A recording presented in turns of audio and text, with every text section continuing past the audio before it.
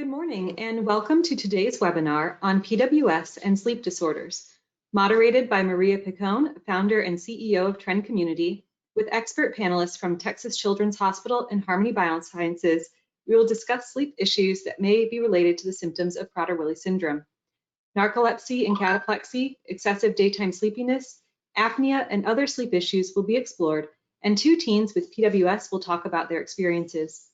Before we begin, a few notes about participation. My name is Andrea Lucy, and I'm the Membership and Chapter Coordinator at PWSA USA. Your audio is muted when you join the call. Questions can be submitted via the question box on your screen. We should have ample time for questions after the presentation, with a short intermission between the presentation and the Q&A time. It is now my pleasure to welcome our moderator, Maria. Thank you, Maria, for taking the time to be with us today. Thank you, Andrea. So for those of you who don't know me, I am mom to a now 8-year-old daughter with Prader-Willi syndrome. I am also the co-founder and CEO of a digital health analytics company that I started in 2017 with my husband, Chris. Today we have an incredible lineup of speakers who are going to talk about sleep issues related to Prader-Willi syndrome. Pediatric sleep specialists, Dr. Daniel Glaze and Dr. Amy Ravana join us from Texas Children's Hospital and Baylor College of Medicine. Dr. Glaze is a pediatric neurologist. He studies sleep disorders in children with neurological and developmental disorders, including Rett syndrome and Prader-Willi syndrome. Dr. Ravana is a triple board certified pediatrician in general pediatrics, pediatric pulmonology, and sleep medicine. Dr. Jeffrey Dano is the Chief Medical Officer at Harmony Biosciences, where he oversees all activities related to clinical development, regulatory, and medical affairs. He's also a neurologist and has published and lectured extensively on various topics in the field of neurology with a focus on stroke, sleep disorders, pain, and migraine. Keen and Justice are two impressive young people living with Prader-Willi syndrome who will share their experiences with the sleep disorders narcolepsy and cataplexy. So I'm going to spend just a few minutes talking about my company, Trend Community, and how our work is connected to the other speakers. And so I'm going to back up a little bit and talk about the birth of our daughter. So in 2012, after a very uneventful pregnancy, our daughter arrived by way of an emergency C-section. And then 10 days later, she was diagnosed with Prader-Willi syndrome. And like many of you, I'm sure, along with her diagnosis, we were handed a sheet of paper that described all of the symptoms and challenges experienced by individuals living with this syndrome. And on that paper, there were things that I'd never heard of before, like hyperphagia. And honestly, it was one of the scariest and most confusing moments of my life. We were lucky that we were able to go home pretty quickly on day 10, the day we got our diagnosis. And we spent the next 3 months taking care of our daughter during the day. And I forgot to flip the slide. Sorry, bear with me. I'm just going to do that now. Oh, there are presenters. All right, taking care of our daughter during the day and reading the literature during the night to understand what this diagnosis meant for our daughter's future. And then I joined Facebook and I found a group of caregivers called Living Well with Prader-Willi syndrome. And honestly, it was the very first time since her birth that I had hope. And I was really struck by the glaring gap that appeared to exist between what we'd read about PWS in the literature and what appeared to be possible for a child born today with this rare condition. Parents were using diet, supplements, as well as off-label and experimental medications to manage the symptoms of PWS. And so my husband, Chris, and I decided to try to use our technology to start to systematically collect these anecdotes that our new friends were sharing with one another in an attempt to understand all of the different things that they tried and which of these things were potentially improving their children's outcomes.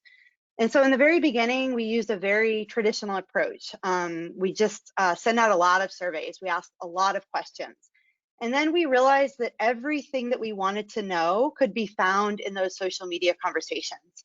And so we started to shift our focus, and we began to build analytics technology that could turn those conversations into data.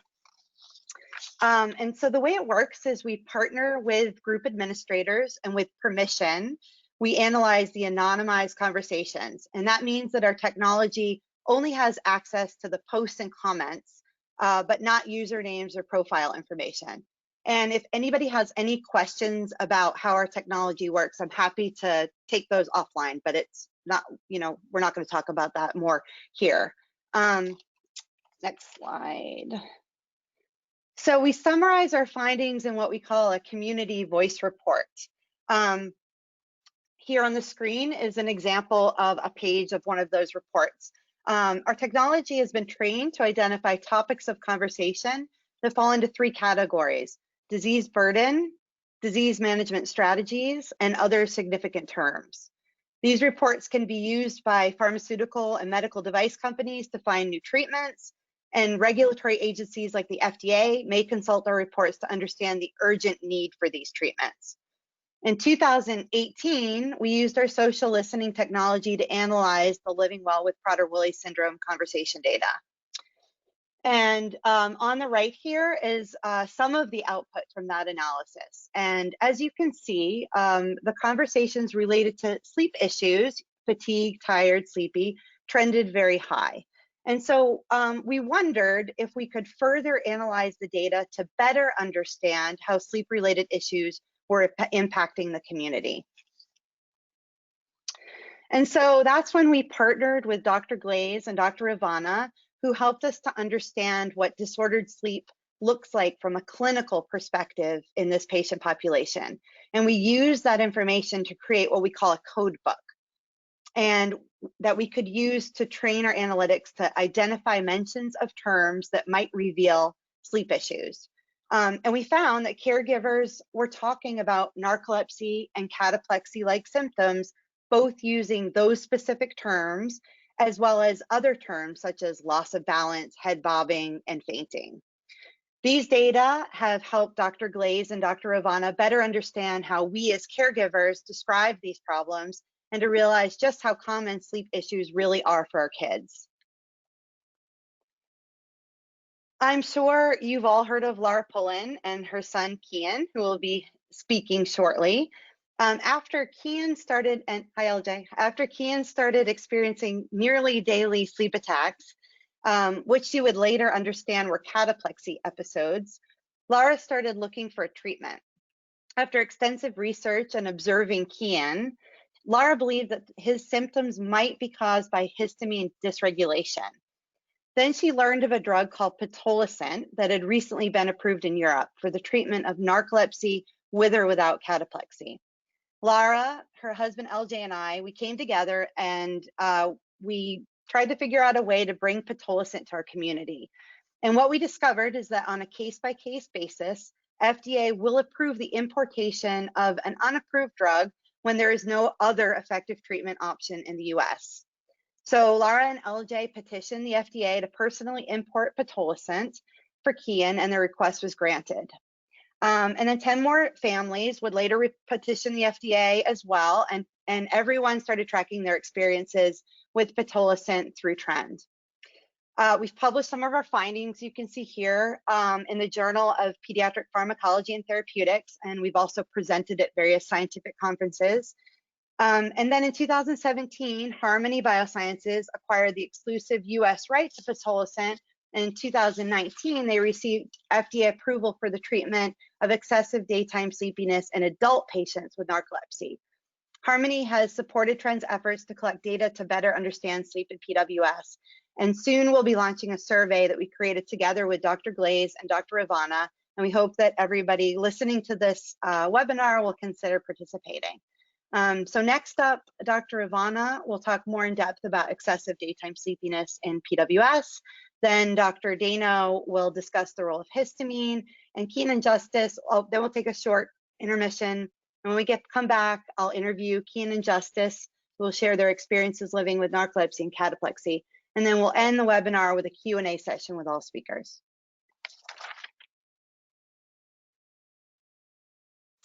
Good morning, everyone. Thank you so much for sharing your time with us this morning. I'm going to be talking about excessive daytime sleepiness in children with Prader-Willi syndrome. It's an unrecognized problem, as you are well aware. Next slide, please. And so the first question I have is, how common are sleep problems in Prader-Willi syndrome? And so thanks to the Prader-Willi syndrome registry, there was a survey that went out to over 200 respondents, and I've identified that at least 61% of children with Prader-Willi syndrome have a sleep-related issue.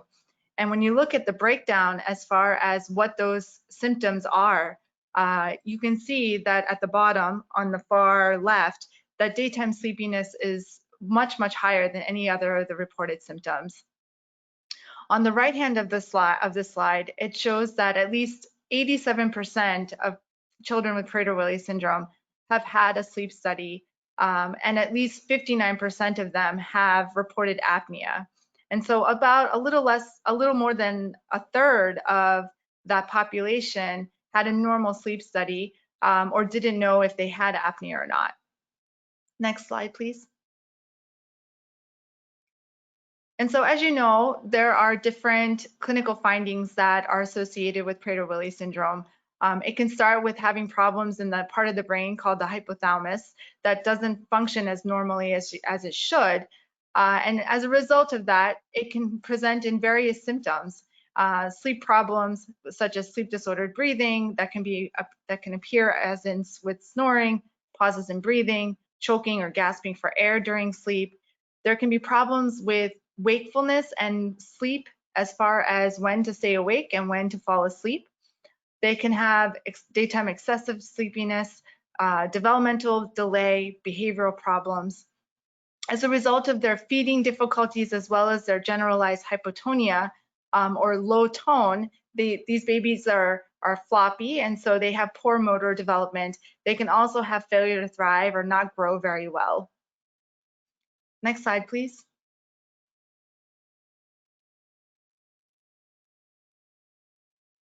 And as the infant grows into child and adolescent age, the clinical findings are similar, but then you start seeing hyperphagia or food-seeking behaviors, and obesity starts to become a problem, as well as other symptoms that you probably already know, such as developmental or cognitive dysfunction. You'll start seeing autistic behaviors, learning problems, and poor motor development as well, in addition to the sleep problems that I listed earlier.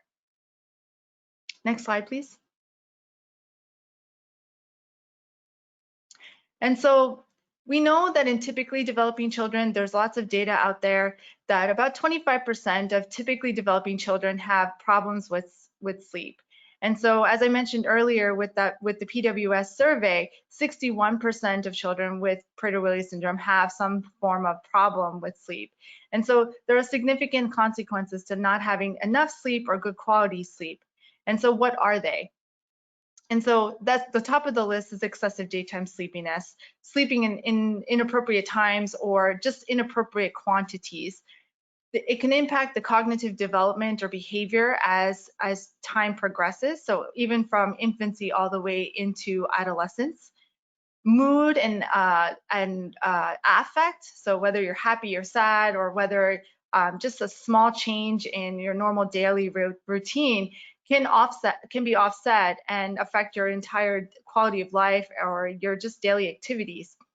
Attention, learning problems, your overall health outcomes can be impacted. Again, overall quality of life and overall caregiver and family dysfunction can be a result of not getting good quality sleep. Next slide, please. And so over the next few slides, I want to touch base with 3 common areas of sleep disorders: sleep disordered breathing, chronic insomnia, and then spend the rest of the talk about excessive daytime sleepiness in the form of narcolepsy. Next slide, please. There are several tools that we can use to help evaluate for these disorders, and I'm sure many of you have already gone through some of these, if not have heard a lot about this. But the first place that most of us start with are questionnaires. So listed here in the bottom left corner is the BEARS questionnaire. And this can be given to you as a caregiver, or it can be given to the child to fill out. But these are simple questions that basically kind of highlight or identify sleep problems that we need to focus on as providers. Other times, a sleep diary can be helpful. This is something that the caregiver on a daily basis will fill out. It kind of gives us an idea of how long your perception of how long it takes to fall asleep, how long you are sleeping, and whether this is a continuous process versus not. Lastly, on this slide, I have actigraphy, which is up here on the top right corner. And this is I tell my patients that this is a glorified Fitbit. So it's placed on the wrist. You leave it on for about 2 weeks to anywhere from 2 weeks to 4 weeks. And basically it monitors movement and helps us distinguish whether you're active or not active. And the non-active parts are moments of sleep, or we assume that it's moments of sleep. And so this can help us identify whether there's a pattern with your biological clock as far as whether or not you're sleeping at the appropriate time and the duration of how long you're sleeping as well. Next slide, please. And then lastly, I think everyone knows about the sleep study, or at least have heard about it. The fancy word for it is a polysomnography or polysomnogram. The good news about the sleep study is that it doesn't hurt. It's all stickers. It starts from stickers all the way on your scalp, to your face, to your chest, to your legs.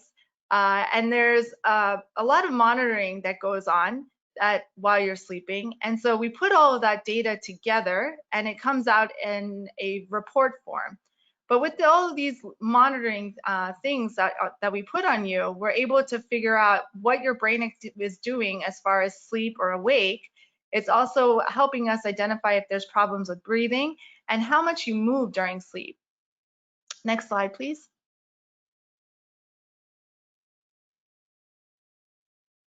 And with all of that information, we put this into something called a hypnogram, or a map of how you're sleeping.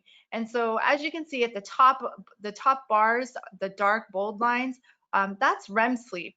And so you want that to be nice and smooth, and typically in a child, you should be able to see it every 90 to 120 minutes. And it should happen in a cycle. And if you're extremely sleepy, you might be able to find out reasons as to why that is, whether it's tossing and turning, not sleeping into the appropriate stages, or whether you're having problems breathing, or other findings. At the bottom of the slide, there's the daytime multiple sleep latency test, or the MSLT, otherwise known as the daytime nap study. And so you'll hear a little bit more about this. But this tells us in a series of naps that your child would sleep, it gives us an idea of how sleepy your child is based on the number of minutes it takes to fall asleep and go into REM sleep. Next slide, please. So sleep disordered breathing, I'm sure you've heard about it, but sometimes the symptoms can be masked or not familiar. So I thought it would be a good idea to review that.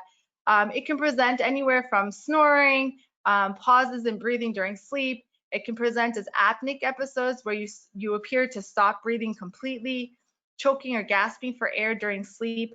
Your sleep can be restless. I usually ask parents, sometimes they'll say, no, my child is not restless. But then if you ask them, well, where are the blankets in the morning and how is your child sleeping? Is it the same way that you left them in the evening?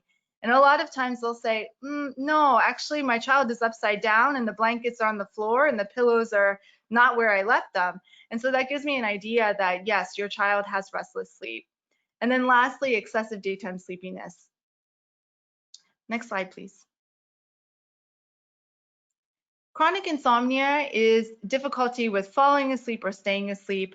It can appear in many, many different ways. Waking up very early in the morning. It can be fragmented, meaning that you fall asleep for a short period of time and then you wake up several times throughout the night. You can have frequent naps at unusual times, either during the day or just naps during the night, where it's not just a full solid 7-8 hours of sleep at one time. Difficulty falling asleep, where you're staring at the ceiling, counting sheep, like this child on the slide. Insufficient total sleep time means that you're not getting enough sleep. So you're going to bed at an appropriate time, but the amount of time that you're actually sleeping is not enough. And then lastly, insomnia can present as excessive daytime sleepiness because of the fact that you're not getting good quality sleep at night or not getting enough sleep at night. Next slide, please. And so excessive daytime sleepiness is where we'll spend the next few slides with. And I wanted to share this with you that there's so many different things that can contribute to excessive daytime sleepiness. And I'm sure there's a few of these that you already recognize and know, but I think there's still more that we could possibly add as we learn more about Prader-Willi syndrome and sleep problems. But I'll start with the middle on the right side, where just not getting enough sleep, whether it's because of the fact that there are behavioral issues, or just not getting enough time to fall asleep and stay asleep because you don't have the proper signals from the brain to do that. Mood disorders can affect how you sleep, how you fall asleep, and then how long you stay asleep. Obesity can affect your and contribute to excessive daytime sleepiness in the form of having problems breathing. And so when you have obesity as a problem, most of the fat deposits around the neck can increase your neck circumference. And so as a result, the air that you breathe in and out while sleeping can have obstacles, if you will, and have difficulty going into your lungs. And so that can also cause your sleep to be fragmented because your body is not getting enough oxygen the way it should. Medications can cause excessive daytime sleepiness. There are narcolepsy-like features that we know that can present as excessive daytime sleepiness. And I'll spend the next few slides about that. And then sleep disordered breathing, as I previously mentioned, can contribute to it. And then endocrine abnormalities as well. So as you can see, it's multifactorial. It's not just one item or two items on this list. There are several items that can contribute to excessive daytime sleepiness, and thus it can be masked and thus be unrecognized. Next slide, please.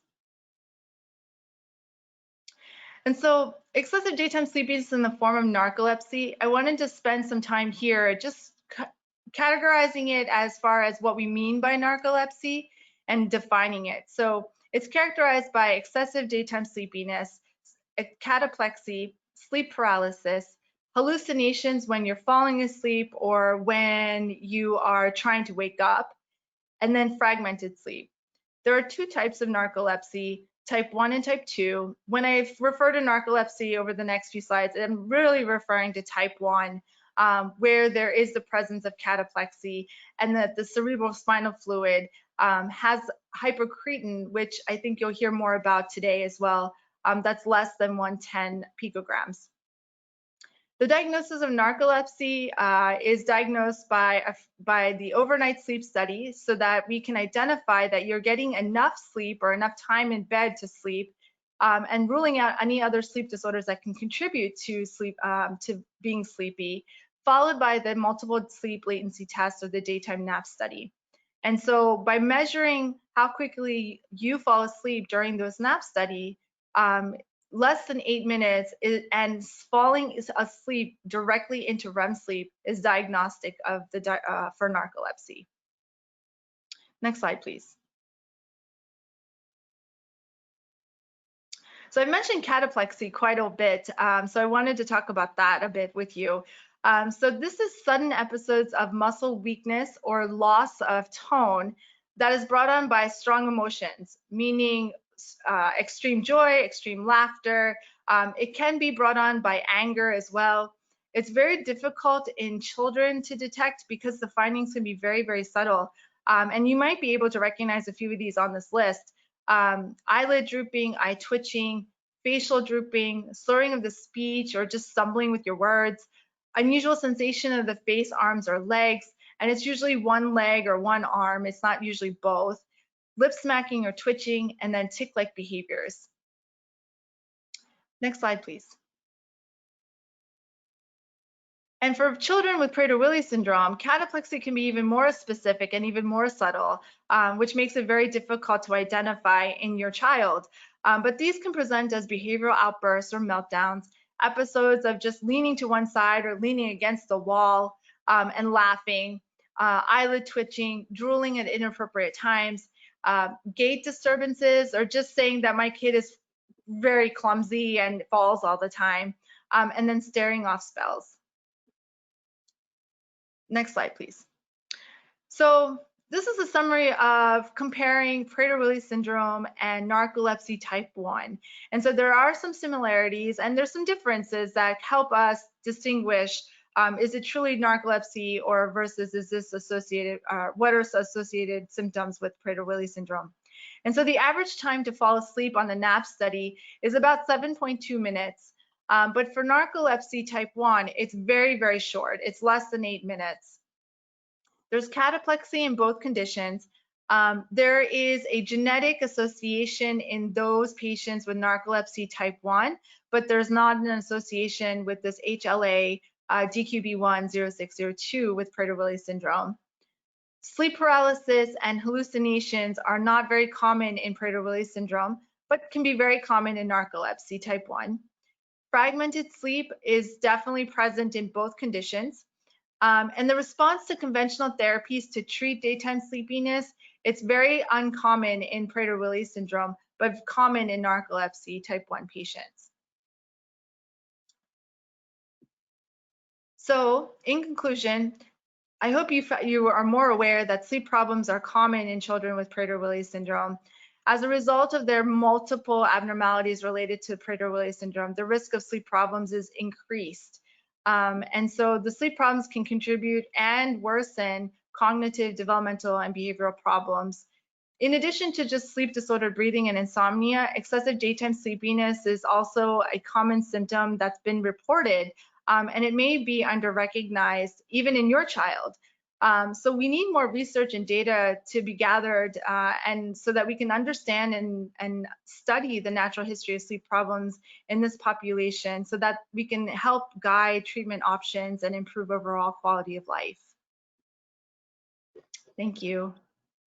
Thank you. Thank you, Dr. Ivana. I know we were going to wait until the end for questions, but we just have a couple that maybe we can address. Someone was asking if you could please repeat the name of the glorified Fitbit to monitor activity. So it's called an actigraphy or an actigraph.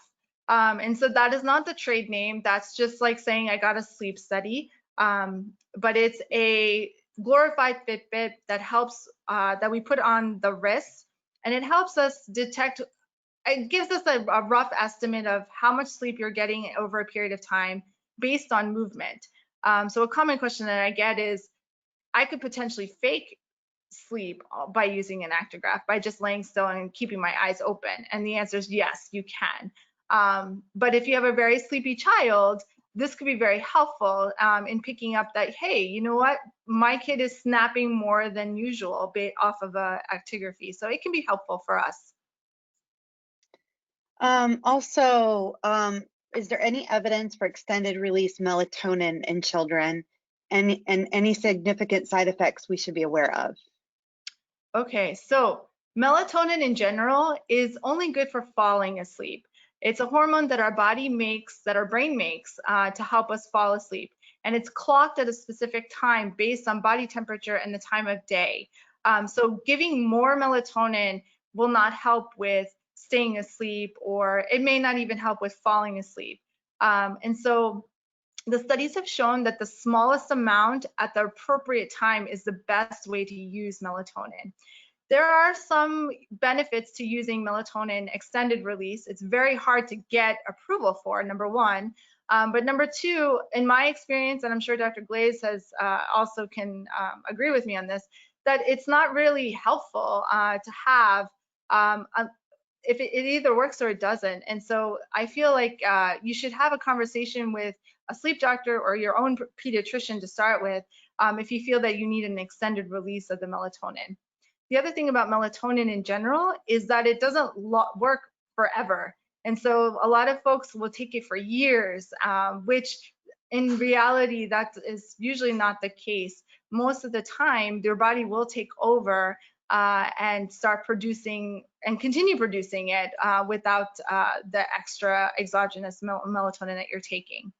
As far as side effects go, there are some reports of high dose, adult dose use of melatonin in children have caused hormonal imbalances and caused premature puberty and premature lactation in girls. And so it's very, very, very important to have a conversation with your physician first before starting these supplements, even though they're over the counter.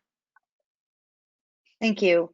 So for kids with PWS, if they just have subtle signs like occasional snoring, would you recommend getting a sleep study? I would recommend starting to talk. Oh, sorry, Dr. Glaze. Do you want to take that one? No, go ahead. So I would start with a conversation with your pediatrician or a sleep medicine physician first, because there might be more things there that might help. And so what you really don't want to do is get a sleep study and then find out, oh, I should have had a sleep diary with that, or I should have had an actigraphy alongside with that. And so we can probably identify with the use of questionnaires and a sleep diary when the best time to have a sleep study is as well. So if you're snoring, but you also have difficulty falling asleep or staying asleep, it doesn't make sense to come into our lab when you're all hooked up with all those stickers and try to fall asleep. We should probably fix falling asleep and staying asleep first before we study you in the lab. So I would echo the remarks of Dr. Ravana. Again, it starts with the asking questions, finding out what the problem is. A sleep study is not indicated for problems like insomnia, but it would be indicated for daytime sleepiness and sleep-disordered breathing. For other disorders like Down syndrome, because the incidence of sleep-disordered breathing is so high and they frequently have sleep problems, it's part of the recommendations for clinical care, standard clinical care, that they get a sleep study done at an early age. And I would wonder, in view of the data that Dr. Ravana has presented and about problems, sleep problems, including sleep-disordered breathing and Prader-Willi syndrome, if that shouldn't be part of the standard for clinical care, that all individuals with Prader-Willi at one time would have one or more sleep studies to evaluate breathing and reasons for daytime sleepiness. Great, thank you. We do have some more questions. Maybe take a couple more.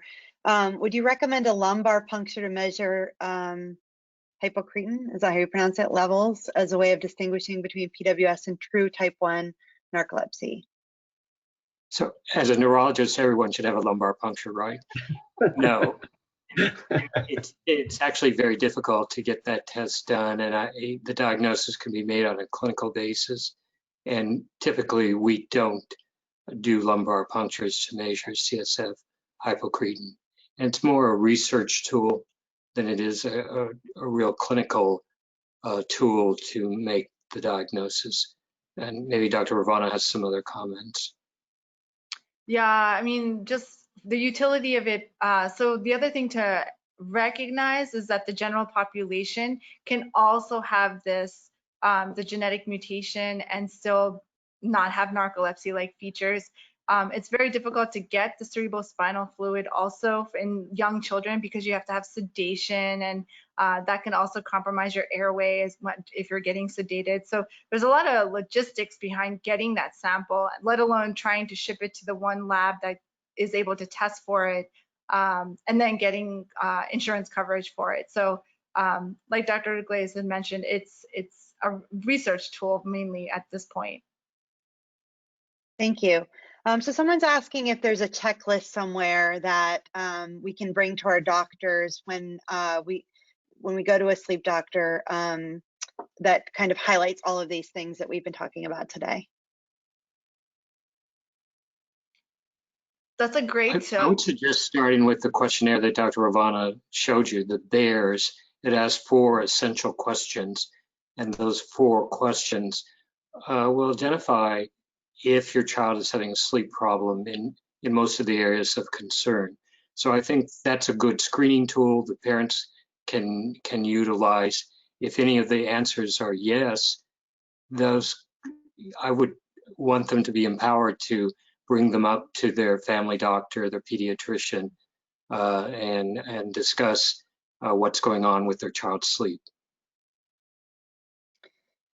Someone else was asking that their son has had cataplexy since 9 months old, possibly earlier, and it's been physician witnessed, but he's had 3 MSLTs with 4 to 5 times that he fell asleep, and the pulmonologist couldn't officially diagnose him. They're asking, with the new data and the new understanding, would it make sense to repeat the MSLT, and might it be easier to get a diagnosis of narcolepsy now? So the problem with the current literature and the data that we have regarding the MSLT, the NAP study, is the age of the child. So there's very, very little data on what is normal and what is abnormal and supporting the diagnosis of narcolepsy under the age of 6 or 8 years of age. Less than that, it's very difficult to do a NAP study and be 100% confident in the fact that they have a true diagnosis. I think that's what makes it very challenging. And then on top of that, you have all the other problems with the brain and endocrine abnormalities that are also contributing from the Prader-Willi side that can mask and alter things for us. So I think depending on the age of the child, it might be it might be an idea to do. I think the first place to start again is to have a conversation with a sleep medicine physician at that point and determine it with that person that whether or not it is a good time to do it or not.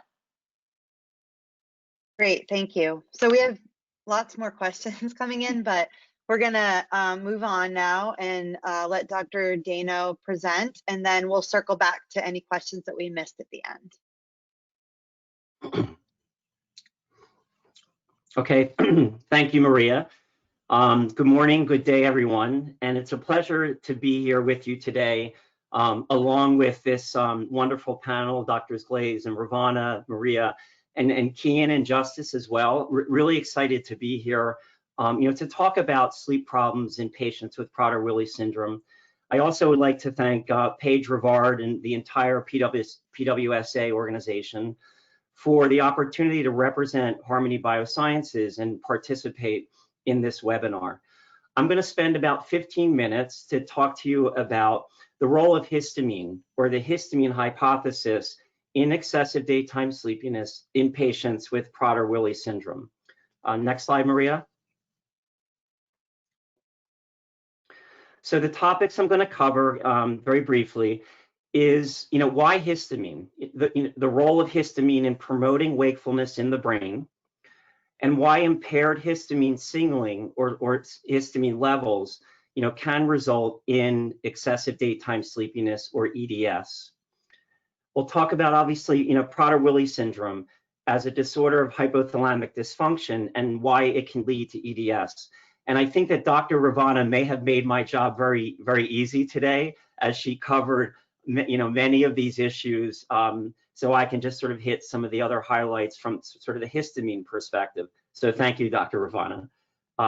As well as you saw the similarities and differences between Prader-Willi syndrome and narcolepsy, which is an important distinction diagnostically, as you just sort of spoke to a little bit, as well as in managing patients with Prader-Willi.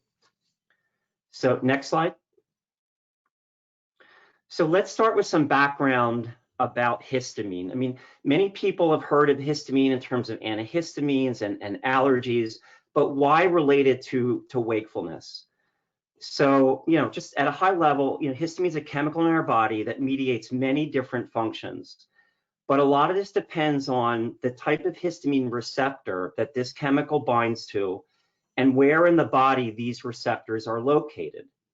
So the most common one that we're all familiar with is the histamine 1 receptor, which is the one responsible for allergic reactions. These are located throughout our body, in the skin, mucous membranes, blood vessels. And when excess histamine binds to these receptors, That's what causes allergic reactions such as rash, swelling, itching, swelling of the tongue, sometimes difficulty breathing, and in its worst case, an anaphylactic reaction. So the traditional antihistamines block these kind of receptors, blocks histamine from binding to the H1, the histamine 1 receptor. Then there's the histamine 2 receptors. These are located mainly in the stomach and the GI tract, and these are the ones responsible for acid production for digestion. And H2 blockers or anti-ulcer medications block histamine from binding to the H2 receptors to decrease acid production. And then in 1983, along came the histamine 3 receptor, discovered by a French scientist, and actually Harmony Biosciences sort of partners with this individual and the company he's associated with, which is one of the newer histamine receptors that we continue to learn more about. So this receptor is unique in that it's located mainly in the brain, in the central nervous system or CNS. And it mediates the level of histamine in our brain, which is a major wake-promoting neurotransmitter. And I'll talk more about that. So the interaction of histamine with this H3 receptor controls the overall histamine signaling in our brain. Next slide. So let's take a closer look at the role of histamine in the brain, in the central nervous system. You see a little schematic on the right of this slide of the brain. So as I said, it controls many different functions in the brain, and this is based on where the histamine 3 receptors are located throughout the brain. And wakefulness is the primary function of CNS histamine, and this is based on its effect on the sleep-wake switch in the hypothalamus. And Dr. Ravana alluded to this. So deep in the core of our brain in the hypothalamus is the sleep-wake switch. It also there's a switch and a control of hunger and satiety or a sense of fullness. So a lot of activity actually happening there in patients with Prader-Willi, as Dr. Ravana very nicely explained. So in addition, histamine mediates other functions beyond wake promotion. Dr. Ravana also mentioned those. Primary attention, or we call vigilance, and then higher order cognitive function based on histamine 3 receptors, not just in the hypothalamus, but throughout what we call the cerebral cortex, sort of the outer areas of the brain. There's also histamine 3 receptors in areas of the brain that have to deal with emotional control and behavioral processing, as well as consolidation of memory. So as you can tell, some of the symptoms and things Dr. Ravana spoke to, a lot of this mediated by histamine and histamine function in different parts of the central nervous system, in different parts of our brain. There's also limited H3 receptors outside the CNS. So the importance of this is that a drug or a compound that works on the histamine 3 receptor, there are not a lot of these receptors beyond the brain in terms of other effects in other parts of the body. Next slide. So now I'll talk a little about the histamine hypothesis and its role in wakefulness. And I'll refer you to the diagram on the right of this slide, which is sort of like a circuit diagram, which we refer to as the 3 H's. And the story will start to come together a little bit. So histamine, hypocretin, another chemical Dr. Ravana introduced to you, in the hypothalamus. So histamine is produced in the hypothalamus. And, as I mentioned, it's a key brain chemical that it drives wakefulness, but it also helps to what we call stabilize states of sleep and wakefulness, that sleep-wake switch, if you will. And it does this by activating wake-promoting parts of the brain, as well as inhibiting sleep-promoting regions of the brain, both REM and non-REM. And you see that on this circuit diagram on the right. You see histamine there in the middle, and the green arrows showing activation of wake promoting areas, as well as the cerebral cortex, and then inhibition or blocking the sleep promoting areas of the brain, both REM and non-REM. And what you also see is very similar circuits or kind of parallel circuitry for this other important brain chemical called hypocretin, with very similar in terms of its function of activating wake promoting brain regions and inhibiting sleep promoting brain regions. And hypocretin is really the primary chemical in the brain that works to stabilize states of sleep and wakefulness. So narcolepsy type 1, as Dr. Ravana described, is a disorder caused by loss of hypocretin neurons or brain cells that results in decreased hypocretin levels in the brain. So the result of this is what we refer to as a term called sleep-wake state instability.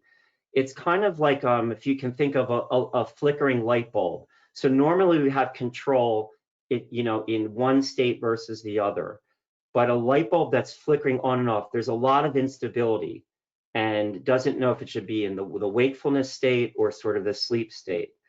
And in narcolepsy type 1, we refer to as periods of sleep that are intruding into wakefulness. And that's what causes the excessive daytime sleepiness during the day when we should be awake and alert, as well as periods of wakefulness intruding into sleep at night. And that's what causes the disrupted nighttime sleep or fragmented sleep at night. So in this setting in narcolepsy type 1, as well as we think in Prader-Willi syndrome, histamine becomes an important brain chemical to help stabilize the states of sleep and wakefulness. And that's what this circuit diagram is trying to depict. Next slide. So Dr. Ravana covered this really nicely.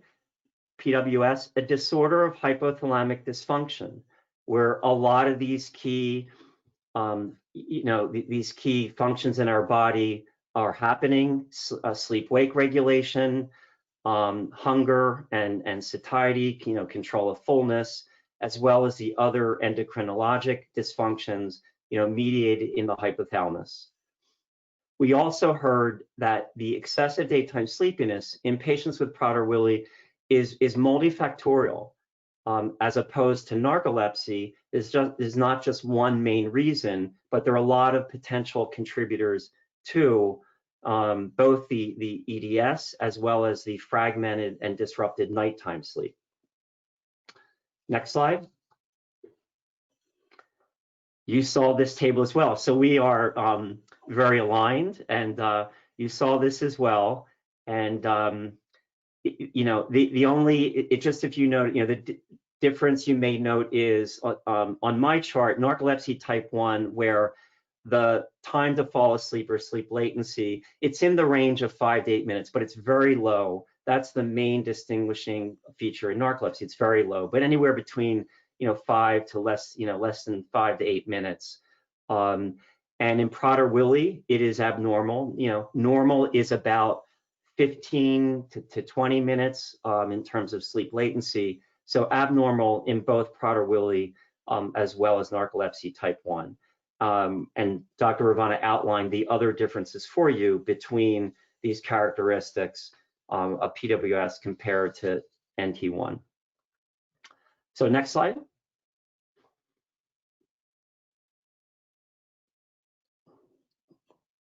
So just to summarize, in terms of the histamine hypothesis, or why the focus on this brain chemical.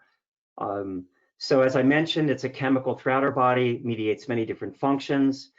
In the brain, it's a major wake-promoting chemical. It activates wake-promoting areas of the brain, inhibits sleep-promoting to help with sleep-wake state stability, especially in a condition such as Prader-Willi, such as narcolepsy, where there is lower levels of hypocretin, and the role of histamine becomes bigger to help with that sleep-wake state stability.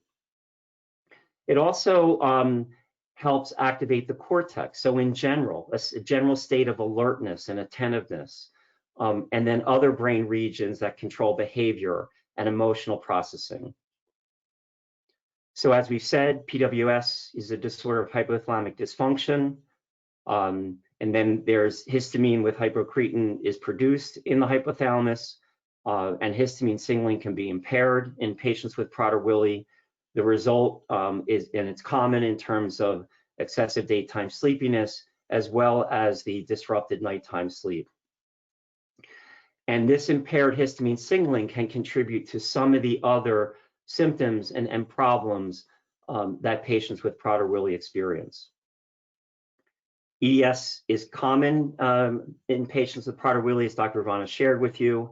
The cause is often multifactorial, many contributing factors to that, including primarily impaired histamine signaling, sleep-related breathing disorders, and possibly coexisting diagnosis of narcolepsy. So with that, I'm pleased to share with you that Harmony Biosciences has been working really hard to initiate a phase 2 clinical trial, and we'll be initiating it later this year. And we'll be evaluating this compound that Maria alluded to earlier. It's called pitolisant, is the generic name. And we'll be evaluating the safety and efficacy of pitolisant for excessive daytime sleepiness and other symptoms in patients with Prader-Willi in a phase 2 trial. Pitolisant, as Maria mentioned, was approved as the trade name called Wakix in Europe in 2016. And it was approved by the FDA in August of last year for excessive daytime sleepiness in adult patients with narcolepsy. We are very excited to be working with Drs. Glaze and Ravana on the phase 2 trial. And in the next month or two, we will be sharing more details about when the trial will start and where the trial sites will be. And we'll be sharing that in the next month or two with the Prader-Willi community. So next slide. I think that's it. Sorry, I took out your thank you slide. Okay. Sorry about All that. right, so that's fine. I can just say thank you. I am incredibly excited to be part of this panel and be here with all of you. Again, my thanks to PWSA, and sharing a little bit about the histamine story, Harmony's activities in working towards initiating the phase 2 trial, and listening and learning from Kian and Justice to come on this webinar. And thank you all, and we look forward to working with the Prader-Willi patient community. Thanks. Thank you, Dr. Dano. So now I think we're going to take a brief break. Andrea, do you want to remind me how long we're going to take? Hi, yes, we're going to take just a quick 5-minute intermission and join us back at 12 p.m. Eastern time. So in about 5 minutes from now, everybody.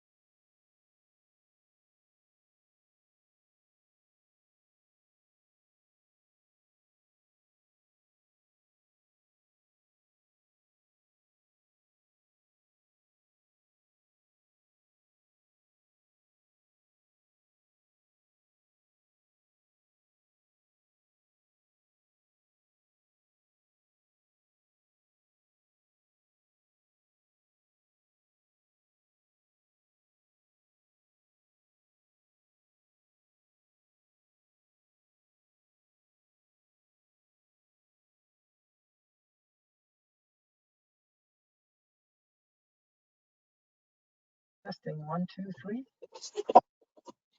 We can hear you. Hello. 1, 2. Can you hear us? Can you hear me? Awesome. Good. Hey, how you doing? I'm good. How are you, LJ? You guys are a little fuzzy. Yeah, we moved. I think you were better where you were before.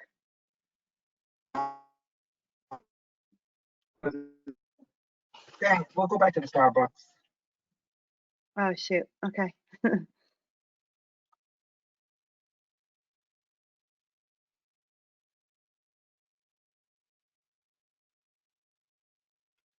Hey, Justice. You can unmute. You're muted. We unmuted. Can you hear us now? Oh, there we go. Hello. We're trying to get Kian back on. Are you going to ask the same question and have each of them answer? Yeah. Maybe. Yeah. Okay. Maybe have Kian go first and then Hear just. me now? So that way we just Okay. know. Okay. Are we? No, we're not. As long as. Can you hear Kia now? Good morning, everyone. This is a you're- 1-minute warning for the break. We've got 1 minute remaining until the break is over. You're still fuzzy.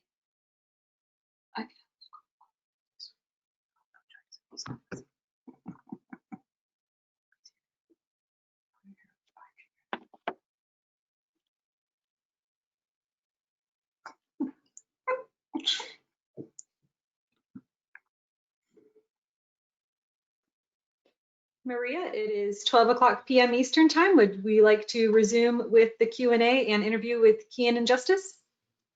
Sure. I think we lost Kian. I can go. So, okay. So I'll go ahead and start with Justice, and then we can talk to Kian. All right. So welcome, Justice. Thanks for joining us and giving us some real insight into what it's like to live with cataplexy and narcolepsy. Just, can you tell us a little bit about yourself? Where do you live? How old are you? And if you know, what is your subtype of PWS? Okay. My name is Justice, and thank you all for inviting me to do this. It's a pleasure. I live in Minnesota. I have YouTube DVD. I am 16, and I'm in my year of high school. Hi, Hi, Kian. Can you tell us, where do you live? How old are you? And if you know, what is your subtype of PWS?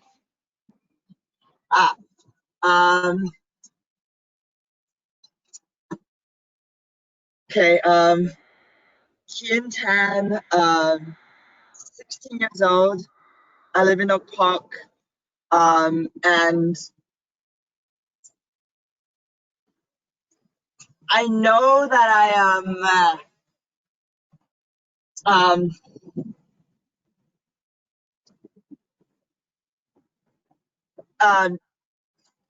I guess say a gene. How do you say that? Like, if I'm missing a gene, like Yeah. Do you know if you have Deletion. deletion or UPD? Deletion. Okay. That's Deletion. what I Deletion. That's it. That's Okay. deletion. Sorry, I put you on the spot. All right. The next couple questions are going to get easier. All right, Justice. When did you first notice that you were experiencing narcolepsy and or cataplexy-like symptoms? I've never known different without having having narcolepsy and cataplexy. It's been ever since I was little. Kian, how about you? I started noticing narcolepsy episodes when I was in theater camp. Was the first time I experienced it. What happened? Can you describe it? What happened? I was singing and dancing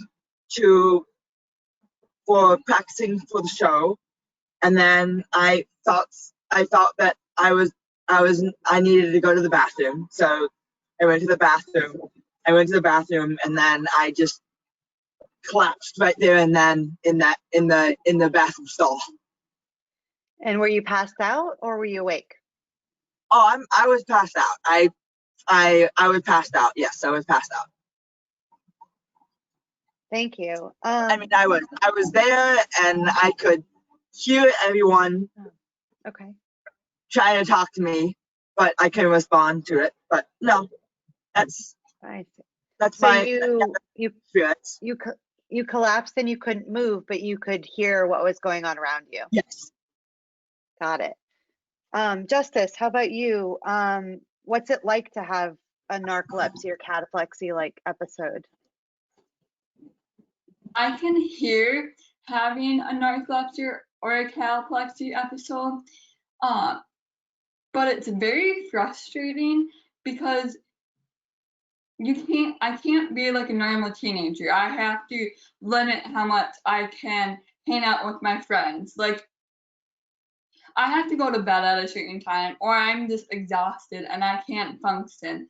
And then I'm so fidgety, I can't focus.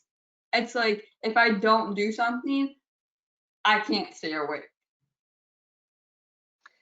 And what happens when you have a cataplexy episode? So I've been with you when we've been at a restaurant and you'll start kind of like you're laying down.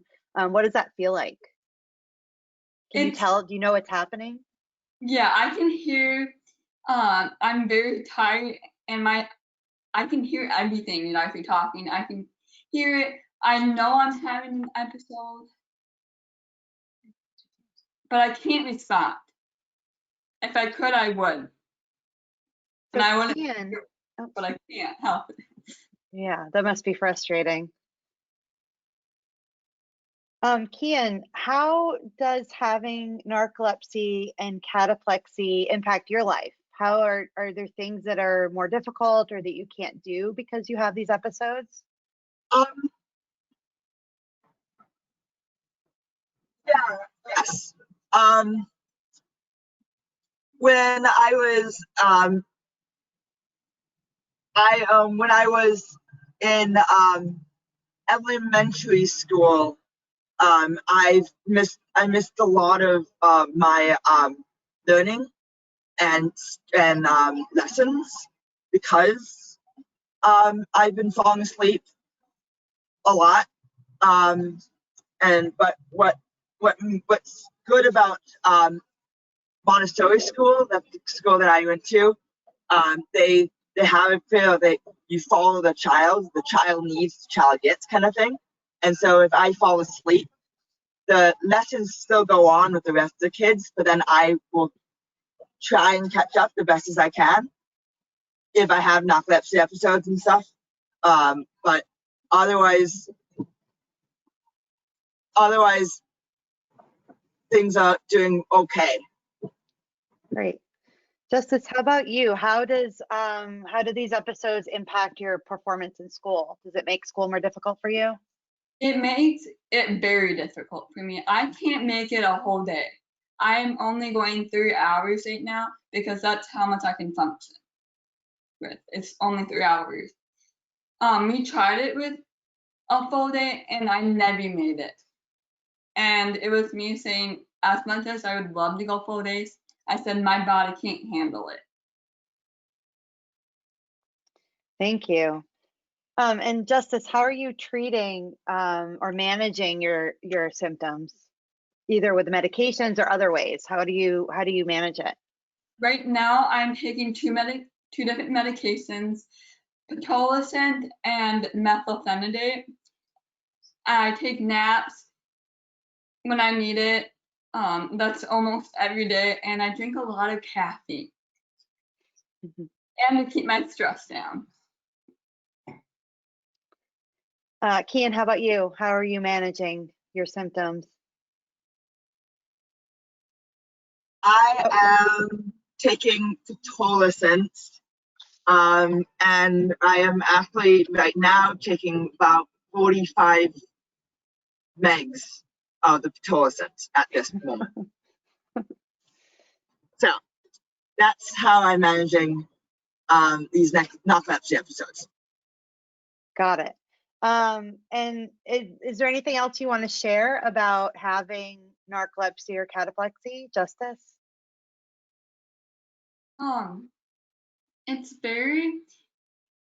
It's like being tired 24/7 and you can't stay awake. And it's exhausting 24/7. It's like when you go to an event and the next day you feel so tired that you can't stay awake for it because you slept so late. That's how I feel 24/7. And it's especially way worse if I forget to take one of my doses of my medication. I can't even function. Thank you. What about you, Kian? I'm on my. For me, I right now I am camping in Rock Cut right now, and even though Pitocin really works, sometimes sleeping in the dirt affects my sleeping cycles. So I need to get used to get back in the groove of sleeping better. Great. So you two, you're an inspiration to all of the other kids living with Prader-Willi syndrome. And so, you know, it's not often that we get to talk to, you know, to other kids or role models. Is there something, tell us something interesting about, you know, each of you that, you know, doesn't necessarily have to have anything to do with PWS or narcolepsy. Justice? I love to travel, and almost every event I fell asleep at. Even at safari in Africa, which I was very sad about. Kian, tell us something cool about you. Like Justice said, I also love to travel, but I also love to camp with my dad, and I'm actually going back into Boy Scouts and doing that as well. So yeah, that's a little something interesting fact about myself. Great, thank you both so much. So I guess we have a bunch of questions in the queue here. So if everyone's okay with that, I will see what we have. Let me see. So there was a question before that actually maybe Justice and Kian can help out with that I skipped over. So any suggestions for extending sleep time for those who wake up early naturally? Justice and Kian, if you have any suggestions, otherwise we can. When you get up early, do you have any strategies for going back to bed and staying asleep? I wake up early, like 6 or 7. 6 is the earliest or the latest. My bet would be drinking caffeine, but for younger ones, I would suggest if they have a TV or an iPad, let them watch it, and then like that sometimes helps me fall asleep more. Or if you have a light that goes on the ceiling, I like to watch. I have one now, and I like to just watch it, and I'm able to fall asleep sometimes, back asleep. But taking more naps definitely helps. Kian, do you have any strategies for staying asleep in the morning?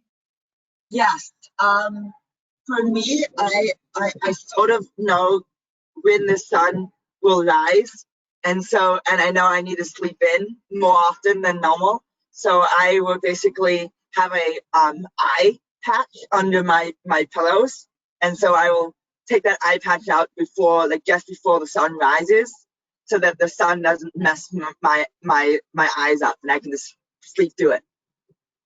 Interesting. I will say also that my daughter did a sleep study with Dr. Ravana and Dr. Glaze, and she was having a terrible time getting up earlier and earlier. And when we did the sleep study, we found out that she could just go to sleep on, on command. And so once she knew that that was something that she could do, now that when she wakes up, she knows that she can put herself back to sleep. So, that just knowing that, that she can do that was helpful. Dr. Ivana, Dr. Glaze, do you have any other tips? Start with the basic things. So keeping your bedtime and your wake time consistent, even on the weekends. It's very hard to do now that school has started, but changing your overall sleep pattern is going to take a while. So having a quick fix is probably not the best way to do things. Learning how to fall asleep at the beginning of the night can be very helpful in returning back to sleep in the morning as well. And so trying to limit the amount of light.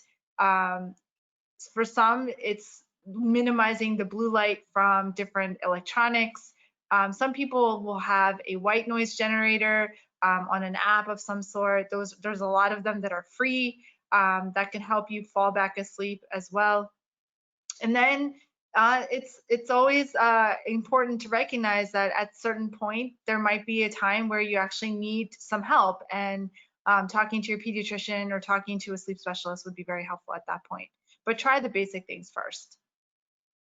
While I have you, we also got a question. Is PWS a REM deficit disorder? Is it a REM deficit disorder? So there's no. In fact, you're more likely to go into REM very quickly. And so you're more likely to have less amounts of REM if you're not sleeping enough or have good quality sleep. But the overall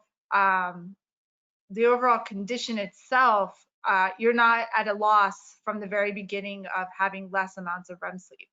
There's other factors that are contributing to having less amounts of REM sleep, such as breathing difficulties with snoring, sleep apnea, that kind of thing, or just not sleeping enough and not being able to get into the REM cycle that like you should. Great. So we got a comment. Someone said thank you to Justice and Kian for sharing your experiences. Her daughter, who's now 25 years old, used to have episodes, and she always wondered if she could hear her during them. And now, thanks to you guys, she knows that she probably could.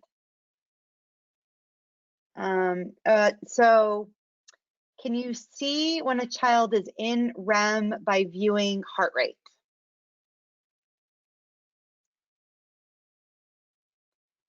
Dr. Glaze, you want to take that one?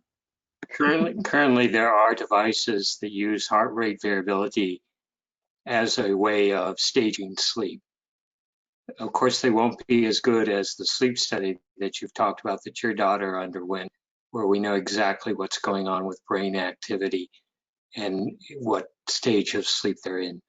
But there are wearable devices that can do that and use that paradigm of heart rate variability to try to determine if you're in sleep, what kind of sleep you're in. Thank you. And while we have you, Dr. Glaze, is there any way to treat cataplexy? Yes, we have numerous types of drugs that have been talked about already, and of the type that you young people are using now. So there is a treatment for the cataplexy. Dr. Ravana, can you just tell them what you start with and when do you initiate treatment? Yeah, so unfortunately, it's not a one fits all. It depends on a lot of things, whether you have heart problems, whether you have a history of depression, anxiety, that kind of thing. But usually my first go-to, depending, and also age. So there are some things that after you're treating the daytime sleepiness, there are some antidepressants that I would go to first. The first being venlafaxine, or sometimes fluoxetine, otherwise known as Prozac, can also be helpful. But for the majority of folks, it's not a one fits all. So knowing your history, knowing what exactly happens, making sure you're not sleep deprived and you're taking naps, I think, is the key. So naps will definitely help with the sleepiness part, but also I think it somehow helps with the cataplexy overall too, in addition to the medications. Great. So I think that really we have two types of medications to treat the cataplexy. There's a medication called Xyrem, which is given at night. It helps to consolidate sleep at night and prevent the occurrence of cataplexy during daytime. Then we have pitolisant, which has a different action. You actually take it during the day and you don't want to take it at night because it would keep you awake. And it has a different mechanism. And it may be one is better than another for a particular patient. As Dr. Ravana said, that no one fits all patients, that you have to direct it towards the patient's needs and what's going on with that patient. You might have answered this already, but is the hypocretin reduced in PWS?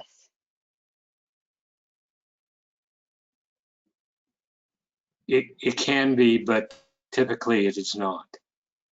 Okay, thank you. So narcolepsy is considered to be a hypocretin deficiency disorder, narcolepsy type 1, and that isn't really the underlying problem. I don't think it's the underlying problem in Prader-Willi as far as the cause of daytime sleepiness and the other sleep-related manifestations has been mentioned. I'm going to try to paraphrase a question. So someone was saying that her daughter is 15 months and 2 months ago started with frequent cataplexy episodes that included head nodding and eye fluttering when she was very excited, but now it's starting to become more full body muscle loss and drop attacks. And so her question is that common as the kids get older, that you see that the way the cataplexy presents changes?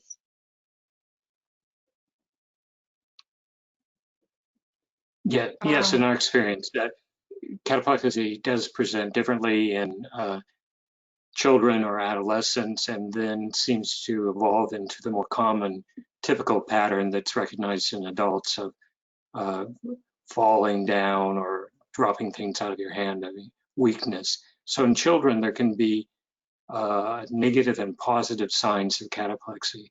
Negative would be the loss of muscle tone, so there could be just drooping of the face or eyelids.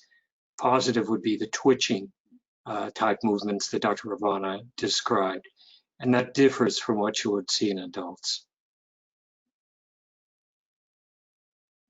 Anybody, Kian, you were shaking your head. Did you want to talk about your experiences?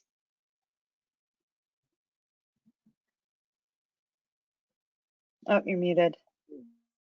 There you go. Yes. I would say that when you're younger, you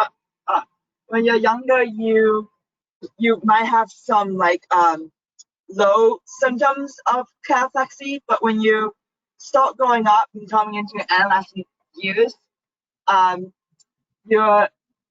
when you try to get into puberty, it can be kind of hard to go into puberty when you have Prader-Willi syndrome. But with pitolisant, it helped me get into puberty, but my body wasn't really used to going into puberty. So I would normally have more of these narcolepsy or cataplexy episodes to like get myself into those puberty cycles. But pitolisant helped me a lot with that. Got it. Thank you. Justice, I know you mentioned that you don't remember a time that you didn't have narcolepsy and cataplexy. Has it changed at all as you've gotten older? Oh, you're muted. When I was little, I would laugh and fall to the ground and walk up quickly. As I got older, I would fall and be out longer. Like it can be up to an hour to 2 hours. Well, an hour. And at first we were like, is this a different kind? And we started doing more research, and yeah, it's more common when you get older. And now we just know it could be longer. Thank you. Dr. Dano, did you have anything to add? No, I think just, hearing the descriptions and, I think, I think that the pattern of cataplexy definitely, I think, over experience and in the literature is different in younger people, and more of facial involvement and things that Dr. Ravana shared. And then as people get older, more of the traditional terms of full body, muscle tone, and quote, drop attack type of thing. So I think it's consistent with what we've heard. And I guess I just want to remind everyone in terms of so pitolisant, the experiences that everyone's hearing, which is sort of real world and clinical experience. But and that's the reason why Harmony is investigating pitolisant for the treatment of EDS and other symptoms in patients with Prader-Willi. It's an investigational agent for Prader-Willi in terms of our clinical development program and the phase 2 trial that will be starting. And it's only currently approved in the US, as we said, for the treatment of EDS in adult patients with narcolepsy. But everything that people are hearing is the reason why we're excited and are pursuing the development program to see if we can demonstrate in the proper way, the efficacy, effectiveness, and safety of pitolisant for patients with Prader-Willi syndrome. Great, thank you. That's an important reminder. Dr. Ravana, I thought you were looking to unmute. Someone posted that their son's great-grandfather was diagnosed with narcolepsy, and so she was wondering if it can be inherited.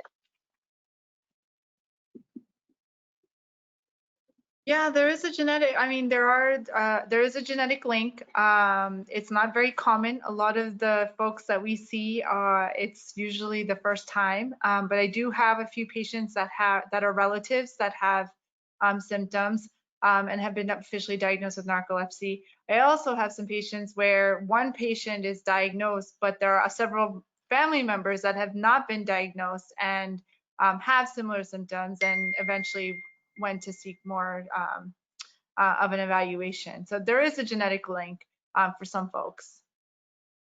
And while I have you, we're getting several questions about whether or not you and Dr. Glaze are taking new patients, and if you do telehealth.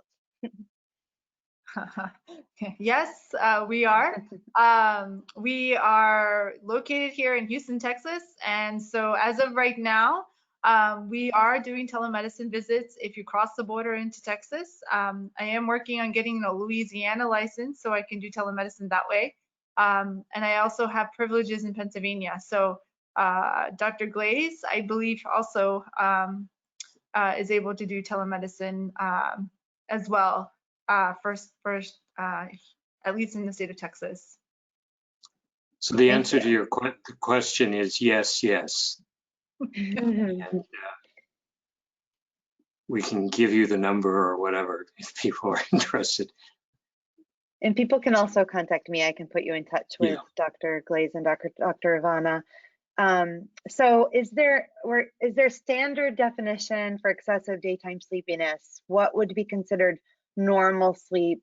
This person is asking for a 10 to 12-month-old baby, but what's normal sleep look like?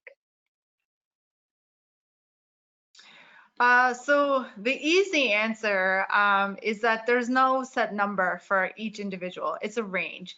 And so I want to refer you to the National Sleep Foundation, where they did an international study and looked at the number of hours that are necessary for specific individuals of all ages, all the way from newborn, all the way out to young adults, to adulthood, to senior age as well. And they determined that it was a range. So for a teenager, 7 to 10 hours would be the range. I believe you said 15-month-old was the was the age? 10 to 12. 10 to 12 months of age, you're looking at anywhere from 10 to 12 hours of sleep with the incorporation in addition to naps during the day. So it varies from individual, but I think the easy place to look is probably on the National Sleep Foundation, that you could see the variation of ages according to what they need. Great, thank So you. I would make two additional points. One, children up to age 5 to 6 years do take naps, but taking naps after 6 years is a sign of being too sleepy during the day. Second, we suspect in narcolepsy, and as been just as indicated in Prader-Willi, the sleepiness probably problems occur early on, but everyone dismisses them saying, "Oh, children take naps," and so they don't pick up on this problem that easily, and so you have to be very watchful or very in tune to this could be a problem, because a 2-year-old just say, "Oh, they're just taking their usual nap," but they might be taking more naps or sleeping more than another typically developing child. So I think those are the 2 points I would make about sleepiness in children. Could you tell us about is Xyrem used? Actually, I can't find the original question, but Xyrem and SSRIs to treat narcolepsy. So Xyrem is the gold standard for children with narcolepsy and cataplexy at this time. For patients that are not able to take Xyrem for whatever reason, SSRIs can help, not with the sleepiness per se, but with the cataplexy as far as another treatment modality. Okay, thank you, thank you. So someone said, so acknowledging that sleep affects mood a lot, have you noticed that pitolisant affects any symptoms other than sleepiness?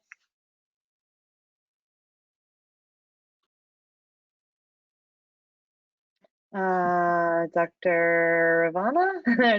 Dr. Dana? Who wants to take that one? I was gonna say Dr. Dana would probably know better, but I think, so as of right now, I think there's so much to learn about the medication. So I want to say if you're sleeping better overall, your mood is going to be better. So I can leave it at that generalization. As far as the medication in particular, I think that's more to come, and we'll hopefully get more information. And with the help of Justice and Kian, I'm wondering, do they feel that their mood has been different since they're on the medication? That would be a great question for them. Yeah, I was just gonna, say the same thing. I think that that's part of the clinical development program, and part of our investigation is what is the impact of EDS and, increased sleepiness during the day on mood and on behavior. So we will be investigating that and some of those other effects for pitolisant, in the clinical development program. But I was going to say the same thing, like to hear from Kian and Justice of, what has their experience has been. Justice, you want to? Oh, go ahead, Kian. You're unmuted. Go ahead. I would say yes. So I would say yes that behavior issues do evolve and not stop.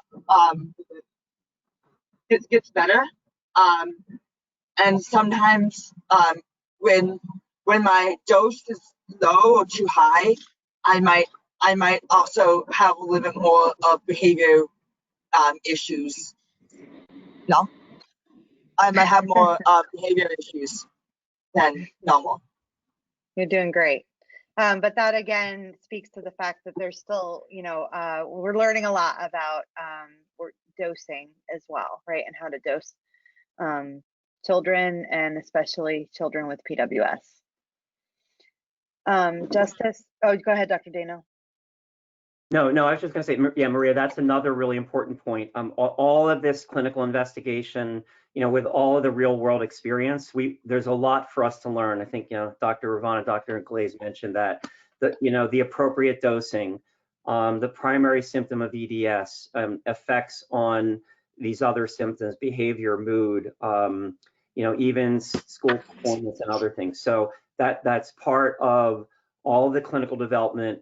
We have a lot to learn. We're excited to, jumpstart that and get things going. But that's why we're here talking today, to shed light on how common these aspects are. But we still have a lot to learn.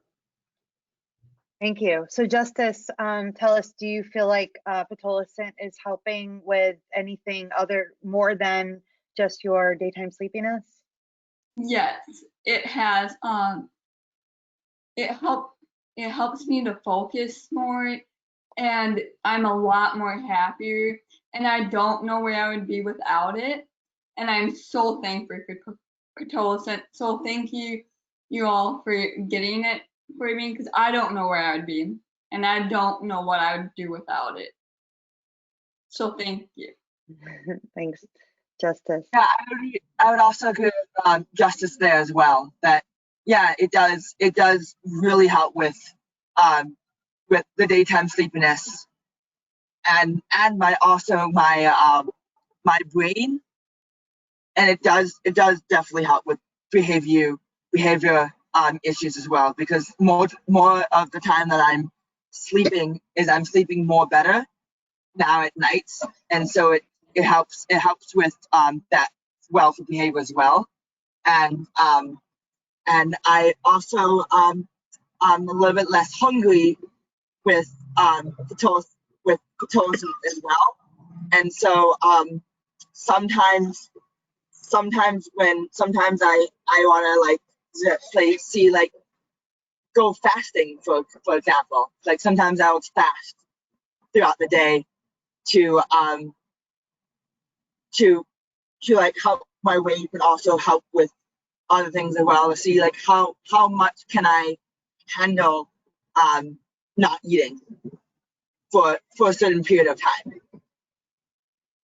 Great, thank you.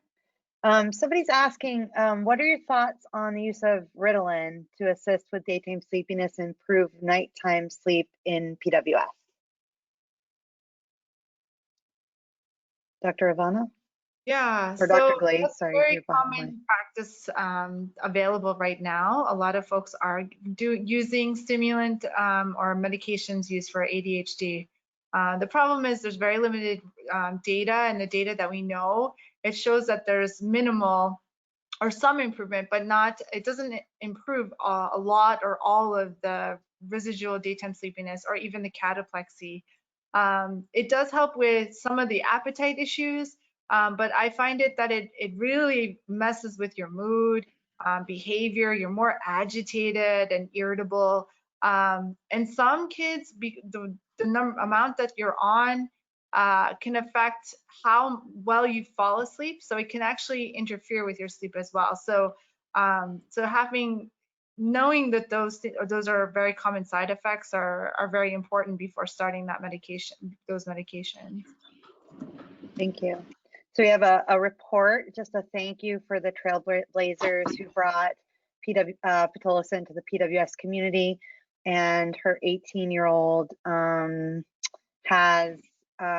was also on the personal importation program with the FDA, and went from sleeping 11 hours at night plus a 2 to 3 hour nap daily to sleeping just 9 to 10 hours at night with no nap. And he has a lot more energy during the day. He's been on pitolisant for 1.5 years. It's great.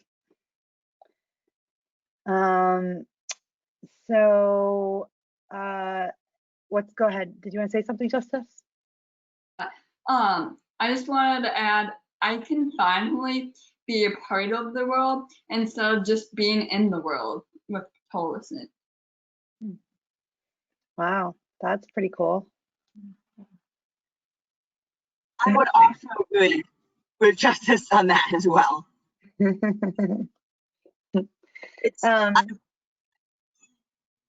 sorry, Go ahead. I'm also much more happier to actually be in the world and to be able to experience life more often. Boy Scouts camping and swimming mostly too. So like when I can go and swim more times than not, and not have to worry about being hungry or not. And now I'm with Tollus, and now I am actually driving a car, believe it or not. So I am literally, Where do you live? I have my driver's permit and I am driving the car with my dad. And Olive Oak Park is on alert. Wow, that's pretty cool. Kian and Justice, somebody wanted to know, and I think Kian talked about this, and maybe Justice, you can as well. Does your narcolepsy medication help with hyperphagia? I know that when my husband and I are tired, we tend to feel hungry and eat more sugar/fatty foods than we should. So do you find, I don't know how the hunger impacts you, Justice, but do you feel like the narcolepsy medication helps with hunger? I really don't struggle with hyperphagia. Okay, that's nice. And what about you, Kian? You mentioned that you thought that pitolisant helped with the hunger. Oh, you're muted. Oh my goodness, we have so many questions. Yes, it does. Yes, it does. It does help with the hunger. And it does relieve stress most times than not, and it also helps me when I sleep as well, so that I'm not like hungrier during the daytime as well. But another stuff that kind of makes it kind of thing is that when kids with Prader-Willi syndrome kind of grow up and go into adolescent years, and they do have these growth spurts, they might feel that they might feel that they're a little bit more hungrier because they're having growth spurts. And so some parents think it's the Prader-Willi syndrome that's doing it, but actually it's not. It's that they can be hungrier when they're having growth spurts as well. So thanks, Kian. And Maria, it's Jeff. I was just going to add, this is an area, so in terms of the hyperphagia, this is an area for pitolisant that we really don't know a lot about, but we will be taking a look at it in the phase 2 trial and in the clinical development program. We'll look at it as what's called an exploratory endpoint. So one of the other things we'll look at, is there a potential effect of pitolisant on hyperphagia? The thinking is that there may be some H3 receptors in the gut, in our stomach, potentially, and there's a communication between the stomach and hypothalamus in the control of hunger and satiety. So it's very theoretical. We don't know a lot about it, but because hyperphagia is such an important symptom in Prader-Willi syndrome, we're going to take a look at it when we do the clinical development program and see, what the data will show us. Great, that's exciting. Thank you. Dr. Dana, while I have you, can cataplexy be outgrown? Can you grow the out answer of to it? that would be no. No. Okay. Thank you, Dr. Glaze. Yeah, so these are chronic conditions, and I think Dan answered it very directly. So chronic conditions, the potential is always there. Symptoms wax and wane and can change over time in different age groups, as we've talked about. But it is the symptoms are always there. The potential is always there. If we had a cure for the cause, whether that be narcolepsy or Prader-Willi, then it wouldn't last forever. I mean, but you're actually curing the underlying disorder, disease process, but we don't have that. Thank you. Yeah. Just another comment, maybe just to share with the audience. So to Dr. Glaze's point, when it comes to developing medications and working with the FDA, that's why when you are studying them and hopefully gaining approvals, they're indicated for the symptoms of the condition. It's just because if it doesn't change the underlying disease process, what's called disease modifying, that's why the indication is for the symptoms of the conditions, unless you're changing the course of the disorder. And as Dr. Glaze said, we don't have that yet for either narcolepsy or PWS. So we look at the important symptoms and see if we can improve upon them. Great, thank you. We had a question. So if we have concerns about our kids, either excessive daytime sleepiness, behavior, attention, tic-like movements, where do we begin? Who do we call? Do we call a neurologist? Do we get a sleep study? What's the first thing that we should do? I know you talked about this a little bit, Dr. Ivana, but maybe just. Yeah. I would start with your pediatrician first. The pediatrician is the leader, the ringleader. So depending on what symptoms you are concerned about, they can direct you in the correct manner as far as who you need to see, whether it is a neurologist, or a sleep specialist, or both. It depends, or even a developmental pediatrician. So I would start with the pediatrician first as the ringleader. Great, thank you. Sometimes parents have to feel empowered to do that, because they'll bring it up to the pediatrician who may say, oh, it's just part of their development. It's just part of having Prader-Willi, and live with it. But if you as a parent recognize the problem, you're empowered to bring it up with your pediatrician and keep bringing it up until they address the issue, and by themselves, or get you to a specialist who can address it. We have another great comment, which is that once the EDS was treated, that they are seeing underlying mood cycles, so hypomania, are a bit more apparent, and they're very interested in more research in this area.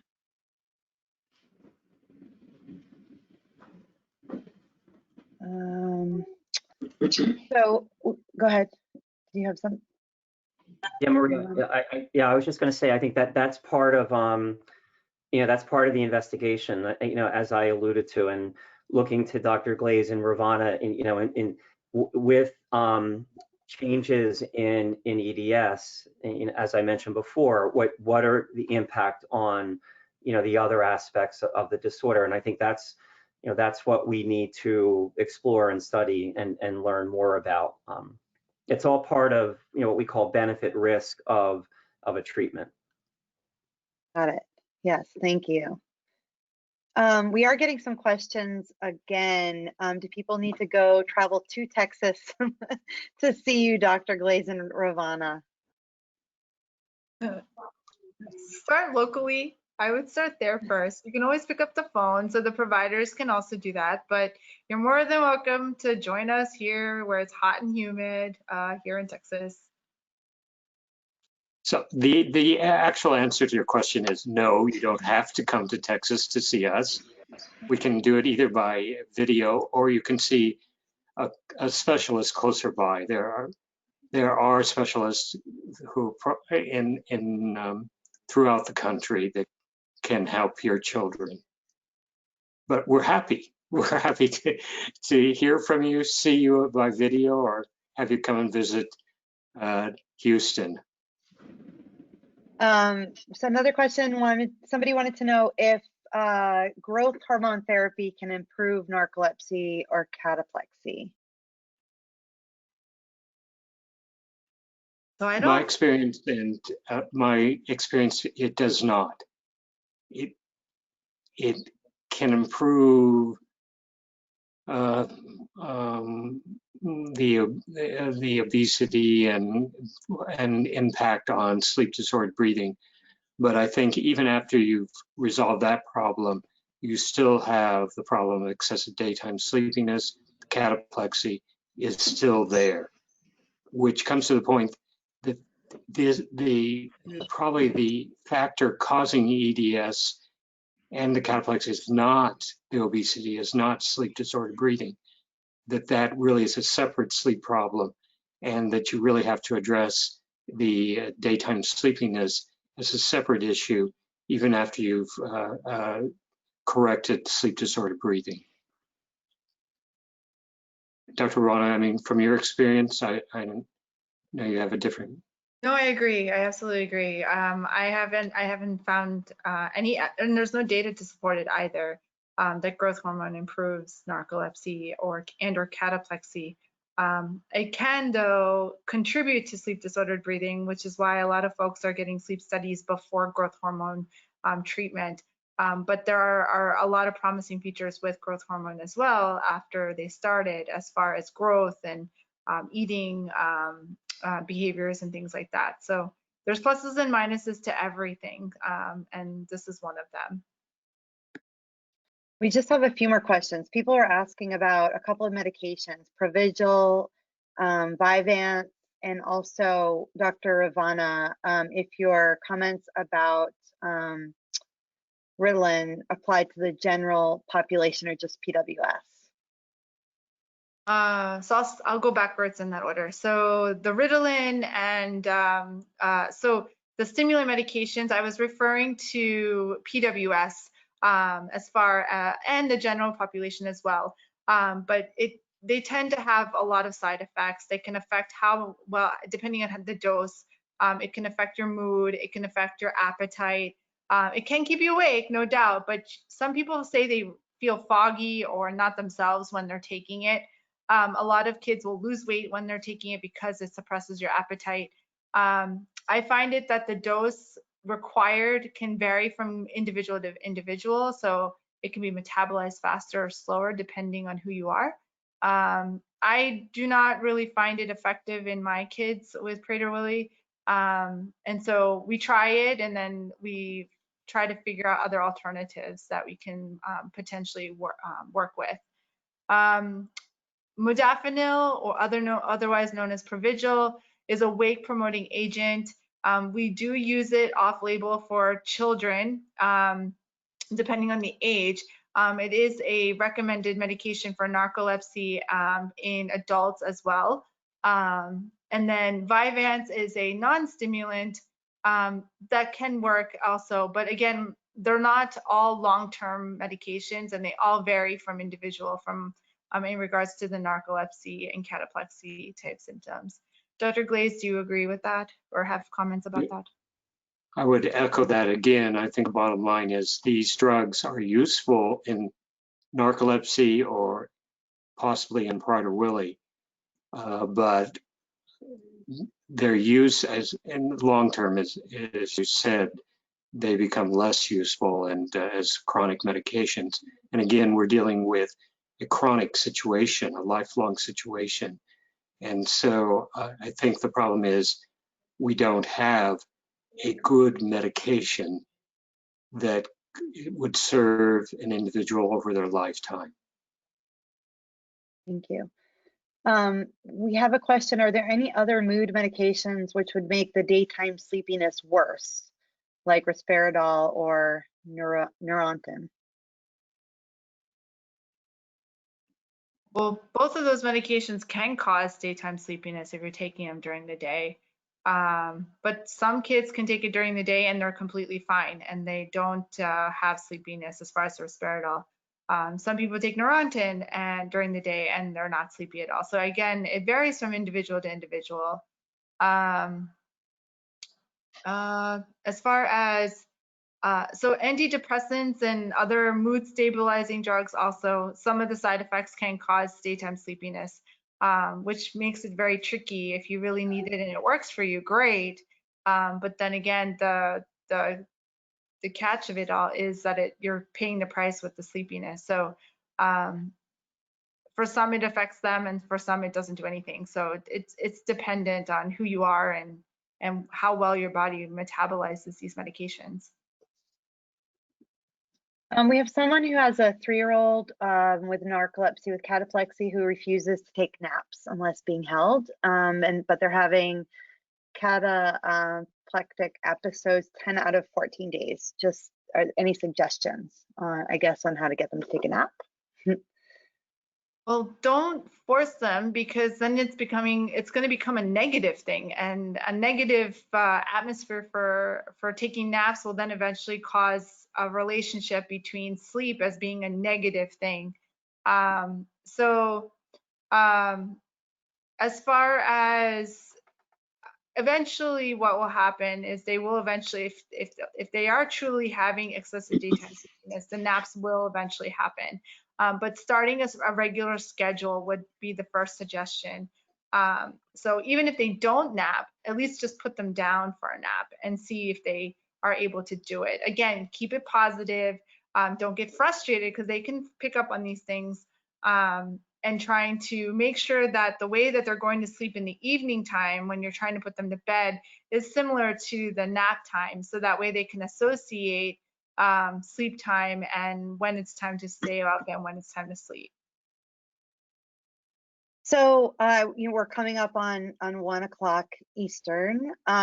We have a question. Any final words of encouragement, especially from Justice or Kian? I see Kian's back on, but I did get a text message from his dad that said he wanted to say that school and teachers might not know when he's having a narcoleptic or cataplectic episode, and that they think that he is, it's behavioral. And so he wanted to raise that as a concern that, sounds like there needs to be some education so that schools understand that this is not a necessarily behavioral problem. Kian, did you want to talk to that? Are you?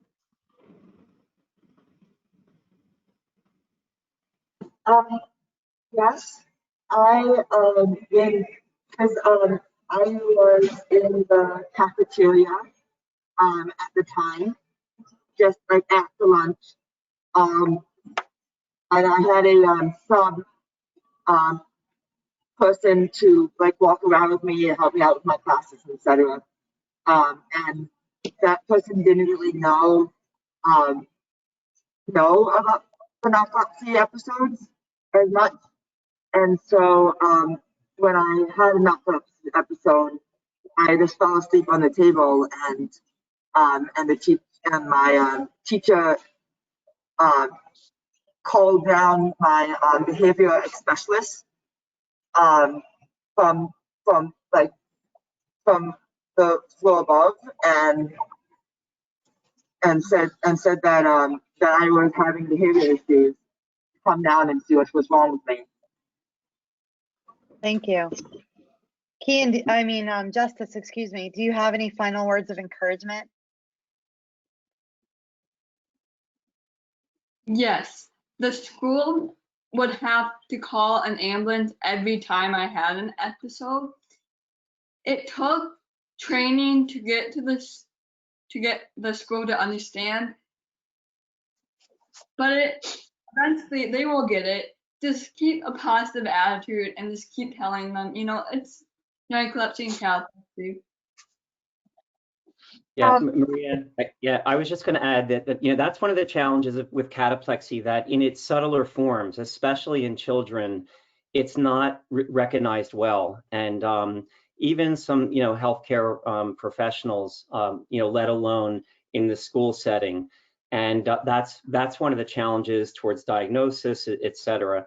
So at Harmony, and with our patient advocacy colleagues, and one of the things we've done in the narcolepsy patient community is provide funding to support some educational programs in the schools, for this very reason. So kids that have narcolepsy, cataplexy, Prader-Willi with these symptoms, hopefully there'll be a better understanding, and it can be recognized and appreciated, and know how to deal with it. Thank you. That's great. And I think also for all of us, just raising awareness that this is a problem, and our kids might be experiencing narcolepsy and cataplexy, and to kind of keep an eye out for it. Again, we will be pushing out a pretty extensive survey in the next couple of weeks, and we hope that people will participate, and hopefully that can also shed a little bit more light on what we're all experiencing in the Prader-Willi syndrome community. I am going to, I think we're out of time for questions, and so I'm going to hand it back over to, I'm going to hand it to Paige actually for closing remarks. All right, thank you, Maria. On behalf of PWSA USA, I would just like to thank all of our presenters today for a wonderful and informative session. So Dr. Glaze, Dr. Ravana, Dr. Dano, obviously our moderator, Maria, Justice, Kian, thank you all so much for taking time out of your day to help educate and bring awareness to sleep issues with PWS.